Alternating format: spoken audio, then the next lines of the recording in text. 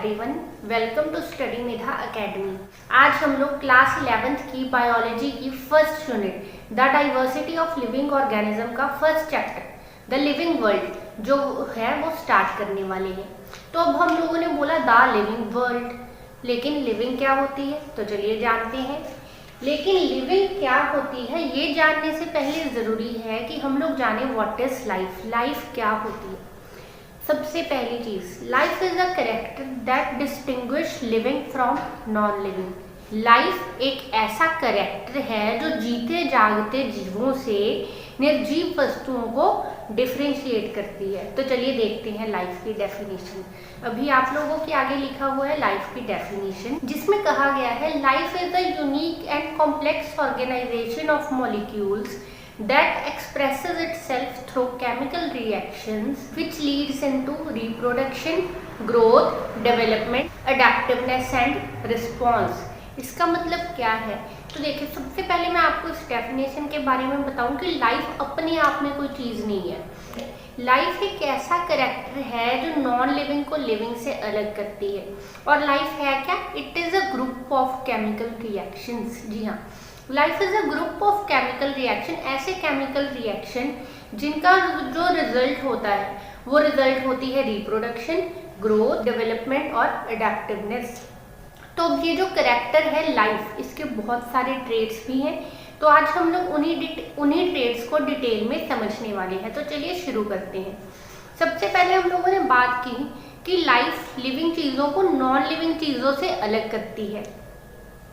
तो अब आप खुद ही कुछ ऐसी चीज सोचिए कि जो लिविंग ऑर्गेनिज्म जो हैं उनमें वो चीज होती है और नॉन लिविंग ऑर्गेनिजम्स में वो चीज नहीं होती। सोचिए।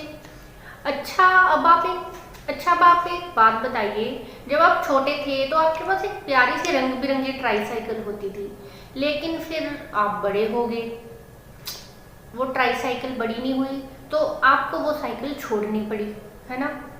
बहुत बुरा लगता है जब ऐसा होता है। हमारी प्यारी प्यारी चीज़ें छोटी रह जाती हैं, हम बड़े हो जाते हैं। ऐसा क्यों? हम क्यों बड़े हो गए? हमारी साइकिल क्यों नहीं बड़ी हुई? क्योंकि जो साइकिल थी, साइकिल नॉन लिविंग ऑब्जेक्ट थी। हम क्यों बड़े हो गए? क्योंकि हम लोग लिविंग ऑर्गेनिज्म हैं। तो इससे हमें क्या पता लगता है कि जो ग्रोथ है, growth is character of living organism. Growth is the character of living organism. जितने भी लिविंग ऑर्गेनिज्म हैं वो सारे के सारे जो हैं ग्रो करते हैं। क्या ऐसा हो सकता है कि कोई नॉन लिविंग ऑब्जेक्ट ग्रो करे? जी हाँ, कुछ नॉन लिविंग ऑब्जेक्ट्स जैसे कि माउंटेन, हिल, जो माउंटेन्स हैं, हिल हैं, वो भी ग्रो करते हैं। हाँ, वो बड़े होते हैं। अब आप लोगों ने 10th क्लास में पढ़ा होगा कि जो हिमालय माउंटेन्स हैं वो अभी भी ग्रो कर रहे हैं और वो one of the youngest mountains है। इसकी वजह क्या है? कि उनकी हाइट जो है लगातार बढ़ रही है। और उनकी हाइट क्यों बढ़ रही है लगातार? उनकी हाइट बढ़ रही है due to accumulation of mass. देखिए, जैसे माउंटेन हो गए, एक नॉन लिविंग थिंग है, उनमें जो ग्रोथ हो रही है वो बाहरी हो रही है। जैसे ये देखिए, ये एक माउंटेन है, ये एक माउंटेन है। अब इस पे बाहर से आके और मिट्टी जुड़ती गई, अब और मिट्टी जुड़ गई। तो इससे क्या हुआ कि ये जो माउंटेन था ये भी ग्रो करके आया, है ना? ये माउंटेन भी ग्रो करके, देखिए पहले इसकी हाइट थी ये स्मॉल h, और एक्यूमुलेशन ऑफ मास से इसकी हाइट हो गई कैपिटल H। तो उसमें क्या हुआ कि ये एक नॉन लिविंग ऑब्जेक्ट थी, फिर भी ये ग्रो कर गई ना। तो इसका मतलब नॉन लिविंग थिंग्स भी ग्रो करती हैं। तो जो लिविंग थिंग्स ग्रो करती हैं उनकी ग्रोथ में और नॉन लिविंग थिंग्स की ग्रोथ में क्या डिफरेंस है, अब हम ये जानेंगे। देखिए, जो नॉन लिविंग थिंग्स थी, जैसे कि मैंने यहाँ पे आप लोगों को बताया कि जो नॉन लिविंग थिंग्स थी वो एक्यूमुलेशन ऑफ मास से ग्रोथ करती है। मतलब उनकी बाहरी सतह पे, जैसे इस पहाड़ पे बाहरी सतह पे सामान, मैटर इकट्ठा होता जाता है और वो ग्रो कर जाता है, हीप बना देता है और वो जो ऑब्जेक्ट है उसकी ग्रोथ हो जाती है। लेकिन जो लिविंग ऑर्गेनिज्म है, हम लोग बात कर रहे हैं सिर्फ और सिर्फ लिविंग ऑर्गेनिज्म के लिए। जो लिविंग ऑर्गेनिज्म होते हैं उनमें जो ग्रोथ होती है that is not due to accumulation of mass, ठीक है।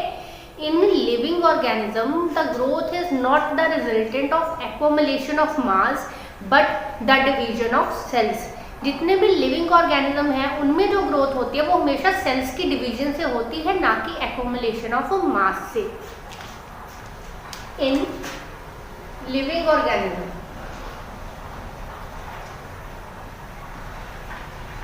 growth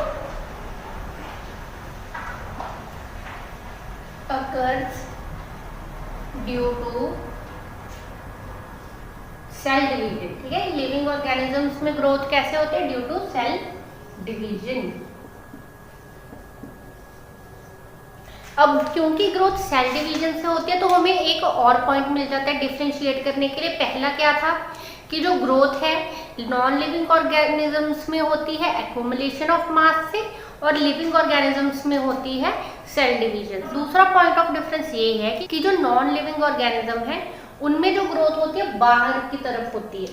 जो नॉन लिविंग ऑर्गेनिज्म है उनमें ग्रोथ होती है बाहरी सरफेस पे, लेकिन जो लिविंग ऑर्गेनिज्म होते हैं उनमें ग्रोथ होती है अंदर से, बॉडी के अंदर से बाहर की तरफ। So these are the two differences between growth of a living and non living organism. तो इससे हम, लेकिन अब इससे ना कंफ्यूजन हो गया बहुत ज़्यादा बड़ा। वो पता है क्या कि अब लिविंग थिंग्स भी ग्रो कर रही हैं, नॉन लिविंग थिंग्स भी ग्रो कर रही हैं, तो हम सिर्फ एक कैरेक्टर से कैसे डिसाइड करेंगे कि कौन सा जो ऑर्गेनिज्म है वो लिविंग है और कौन सी ऑब्जेक्ट नॉन लिविंग है? तो इसीलिए जो लाइफ है उसमें हम बहुत सारे कैरेक्टर स्टडी करते हैं। कोई भी ऐसा ऑर्गेनिज्म जिसमें ये सारे कैरेक्टर्स हों उसे हम लोग बोलते हैं लिविंग ऑर्गेनिज्म। तो ये तो हो गया एक ट्रेट लाइफ का। अब हम लोग बात करते हैं इसके बाकी ट्रेट्स की। तो एक और कैरेक्टर है लाइफ का, उसे बोला जाता है सेलुलर ऑर्गेनाइजेशन।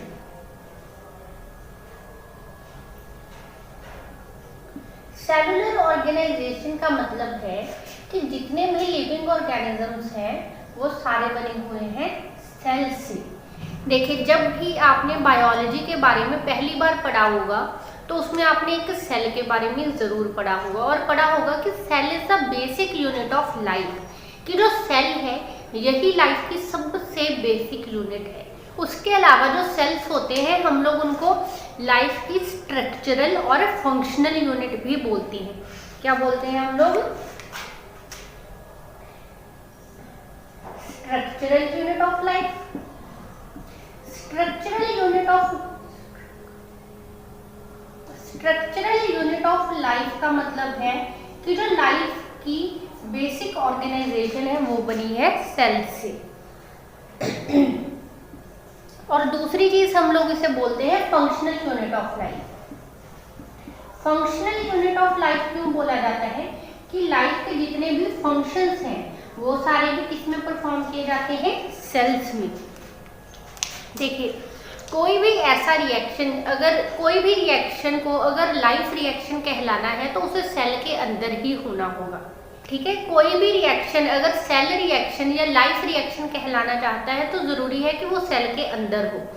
इसीलिए बोला जाता है कि cell is the structural and functional unit of life, कि जितने भी लिविंग ऑर्गेनिज्म हैं वो छोटे छोटे सेल से बने हैं। तो सेल हमारे बनाते हैं स्ट्रक्चर।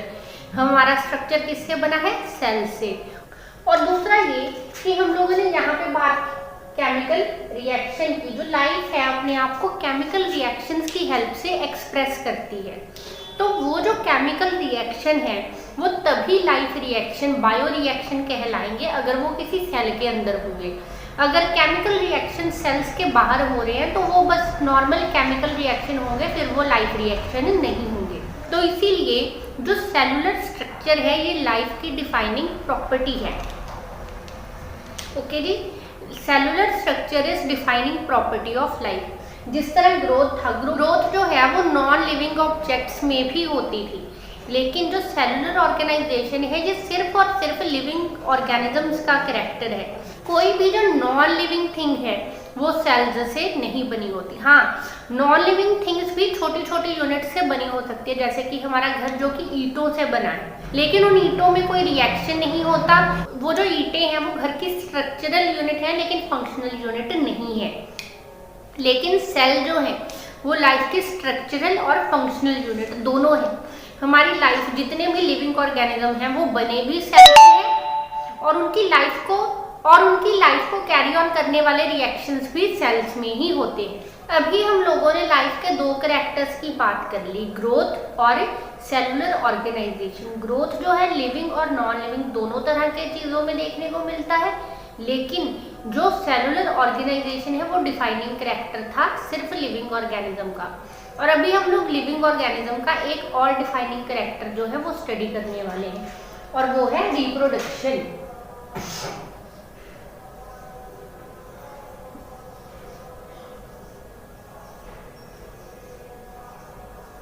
अब रिप्रोडक्शन क्या है? Reproduction is the process of producing young ones of our own kind. ठीक है, अपने जैसे ही और ऑर्गेनिज्म बनाने के प्रोसेस को बोला जाता है रिप्रोडक्शन। जब हम प्रोक्रिएट करते हैं, अपने जैसे और ऑर्गेनिज्म बनाते हैं, तो उसे बोला जाता है reproduction. Reproduction is also a defining feature of life. जी हाँ, सिर्फ और सिर्फ लिविंग ऑर्गेनिज्म रिप्रोड्यूस करते हैं, कोई भी नॉन लिविंग ऑब्जेक्ट जो है वो रिप्रोड्यूस नहीं करती। लेकिन रिप्रोडक्शन में भी एक कॉन्ट्राडिक्शन है, वो ये कि सिर्फ लिविंग ऑर्गेनिज्म रिप्रोड्यूस करते हैं, लेकिन सारे लिविंग ऑर्गेनिज्म जो हैं वो रिप्रोड्यूस नहीं कर सकते। जैसे कि ड्रोन बीज, जो ड्रोन बीज होते हैं या फिर जिसे हम वर्कर बी भी बोल देते हैं, वो रिप्रोडक्शन नहीं करती। इसके अलावा ह्यूमंस विलिंगली रिप्रोडक्शन ना करने का फैसला भी ले सकती हैं। इसके अलावा और बहुत सारे फैक्टर्स हैं जिनकी वजह से कोई ऑर्गेनिज्म जो है वो रिप्रोड्यूस नहीं कर पाता।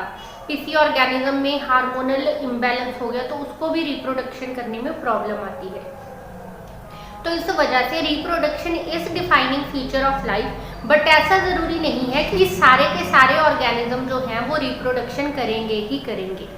So the third character of life is reproduction. अभी हम लोग लाइफ के नेक्स्ट कैरेक्टर की बात करते हैं, वो है एनर्जी। जी हाँ, energy is also a character of a life.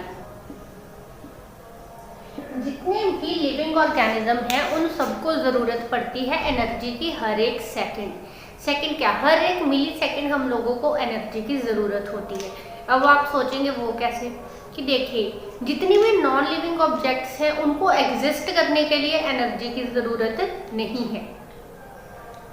अब आप कोई डिजिटल डिवाइस यूज कर रहे हैं तो उसको तो आपको इलेक्ट्रिसिटी प्रोवाइड करनी पड़ेगी, लेकिन उसके अलावा आपके घर में कितना सामान है, जैसे ये मार्कर्स हो गए, कलर पेन हो गए, ये पड़े ही रहेंगे, कितने मर्जी साल हो जाए, इनको एक जगह पे रख दो, ये वैसे के वैसे मिल जाएंगे। ऐसा नहीं है कि इनको अपने एग्जिस्टेंस के लिए एनर्जी की जरूरत पड़े। आपके घर में चेयर पड़ी है, चेयर जहाँ रख दी वहाँ पड़ी रहेगी, जब तक आप उसको छेड़ोगे नहीं वैसी की वैसी चेयर पड़ी रहेगी। आप जब भी चाहोगे वो फंक्शनल होगी। लेकिन जो लिविंग ऑर्गेनिज्म है उन्हें सिर्फ और सिर्फ एग्जिस्ट करते रहने के लिए भी हर समय एनर्जी की जरूरत होती है। अभी मान लीजिए जिस टाइम पे हम लोग कुछ भी नहीं करते, जैसे सोए होते हैं, तो उस टाइम भी सांस तो हम लोग लेते हैं ना, तो हम लोगों को सिर्फ और सिर्फ सांस लेने के लिए भी एनर्जी की जरूरत होती है। आप जिस समय सांस ले रहे हैं, असल में सांस लेना है क्या, रेस्पिरेशन है क्या, it is a process of producing energy. तो हर समय सिर्फ और सिर्फ एग्जिस्ट करने के लिए भी जो लिविंग ऑर्गेनिज्म है उन्हें एनर्जी की जरूरत पड़ती है, और जो नॉन लिविंग ऑब्जेक्ट्स हैं उन्हें एनर्जी की जरूरत नहीं पड़ती। So these are the 4 characters of life that we have discussed today. आज हम लोगों ने अपनी नीट 2022 की जो तैयारी है वो शुरू कर दी है, और इस तैयारी को हम लोग आगे पूरा करेंगे विद क्लास 12 सिलेबस। अब अपने कल के लेक्चर में हम लोग लाइफ के बाकी कैरेक्टर्स जो हैं उन्हें डिस्कस करेंगे, इसीलिए आप हमारे चैनल पे बने रहें। अगर आपको हमारा आज का लेसन अच्छा लगा हो तो इस वीडियो को लाइक करें, अपने दोस्तों में शेयर करें और हमारे चैनल स्टडी मेधा अकेडमी को सब्सक्राइब जरूर करें। Thank you very much.